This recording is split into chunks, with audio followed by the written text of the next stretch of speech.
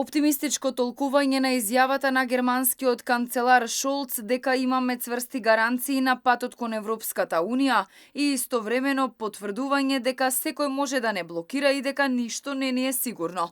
Премиерот Димитар Ковачевски е убеден, оти Олаф Шолц гарантирал дека Бугарија не може да поставува други услови освен барањето за уставни измени што е во преговарачката рамка, но е дециден дека секоја земја може да го искористи правото на вето. Канцеларот беше многу јасен дека Германија стои зад нас и дека она што е договорено со 27 земји членки на Европската Унија и е дел од преговарачката рамка, практично е она што до што се придржуваат земјите членки на Европската Унија и дека гаранција за тоа се земјите членки на Европската Унија, 27 земји членки, и особено оние кои што се најголеми и најмощни во Европската Унија, а тука секако спаѓа Германија. Шолц коментирајќи ги најавите од Бугарија дека уставните измени се само првиот од условите што Македонија треба да ги исполни. Рече дека не треба да дојдат други барања, изнесувајќи го ова како негов став. Herr Bundeskanzler, eine Frage. Не, тоа е јасно договорено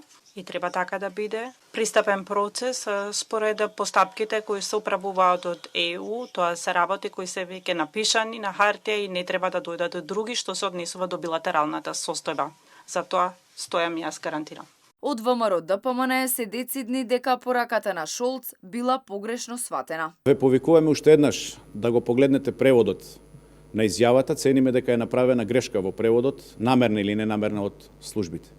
Изјавата на канцеларот Шолц е дека не треба да има нови условувања, што секако е и наш партиски став, меѓутоа тоа не се гаранции дека нема да има нови условувања. Од опозицијската партија велат дека треба и да се процени кредибилноста на изјавата на Шолц, со оглед на изјавите на неговата претходничка Меркел од 2018 и 2020 година, која исто така даде сериозни ветувања за интеграцијата во Европската Унија, од кои до денес ниту едно не е исполнето, и покрај болните и изнудени измени на Уставот со кои го променивме името на државата.